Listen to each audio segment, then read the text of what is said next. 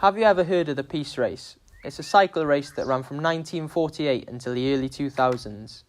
Here is cycling historian and journalist Herbie Sykes to tell you why the race is so special. The race was predicated on the idea that the cyclists would literally be couriers of peace. The peace race is often referred to as the Tour de France of the East, but it couldn't have been any more different as a bike racing construct than the Tour de France. The Tour de France, and I'll give you an example of that. The Tour de France is all about the iconic yellow jersey, okay? Because the yellow jersey is the symbol of the Tour de France, very obviously. And the Giro d'Italia, it's the Maglia Rosa, it's the pink jersey.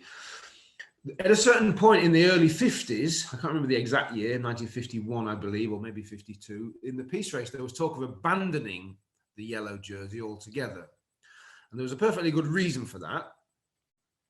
And that was that the yellow jersey is synonymous with individual success. Yeah.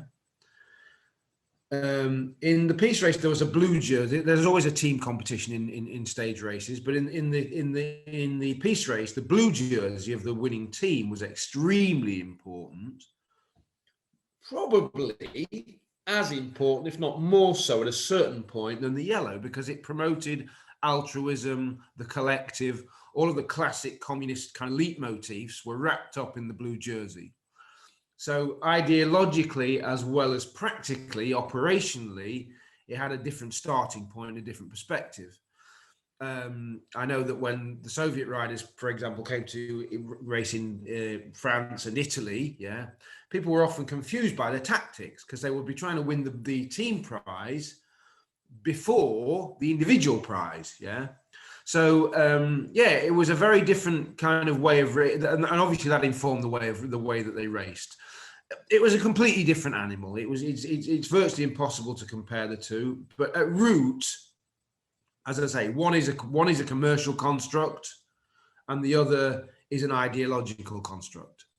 For me, it's the greatest, most beautiful utopian idea in the history of sport. Just the very notion that they would carry the idea of peace, and there's a metaphorical white dove above the peloton. It's beautiful, you know, it really is. The original idea was that it would be a boxing match, but a boxing match is not a great idea if you want to try and disseminate the idea of peace. It's the kind of antithesis of peace. But this notion that cyclists would crisscross this devastated continent, yeah, with the message of peace is just beautiful. It's fantastic. So here I am with the bike that Jack Kershaw rode on in the 1973 and 1974 peace races. Let's speak to Jack now to see what it was like in that hectic peloton. Every stadium, we often finished on running tracks, and there'd be 80,000 people in the stadium.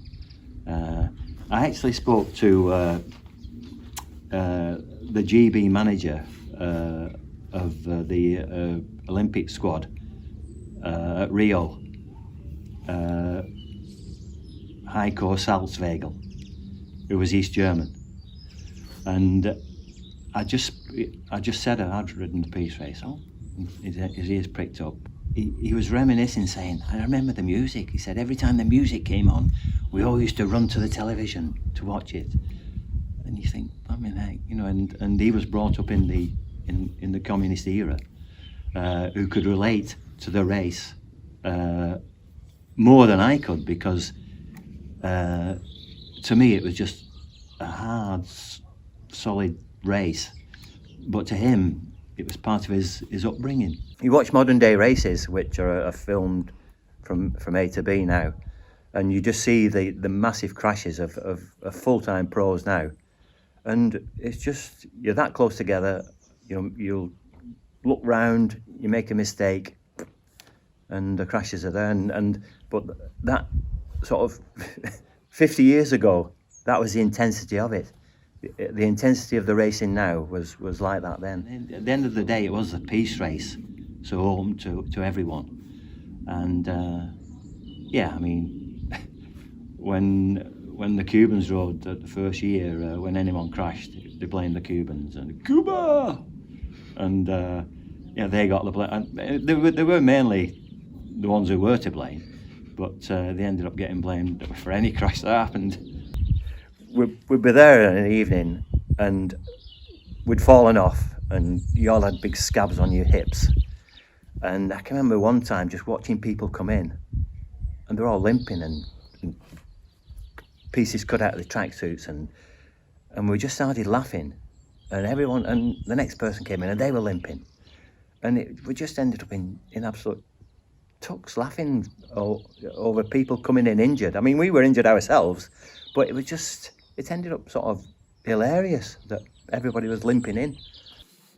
So what happened to such a big and successful race? Well, here's Herbie Sykes again to tell you why it came to an end. You had an obligation to the party and to society to go. So schools would close, factories would close, and it was expected of you that you would go. You were kind of corralled into going. But the peace race was a massive, massive event. It was a huge event, and I maintain that it was bigger than the Olympics. It was much bigger, certainly, than the Tour de France. Much bigger than the Tour de France. When the wall fell in 1989, there was a kind of a rush to forget, okay? So, the peace race was indivisible from the parties because it was run by the parties, by the communist parties of the three of the respective countries. So when communism fell and all of the horrors of communism began to kind of reveal themselves, and for example, you know, the DDR, East Germany, ceased to be an entity, ceased to be a country, people wanted, many people kind of disassociated themselves because that sense of identity, it was part of the fabric of society, the peace race, and that society no longer existed.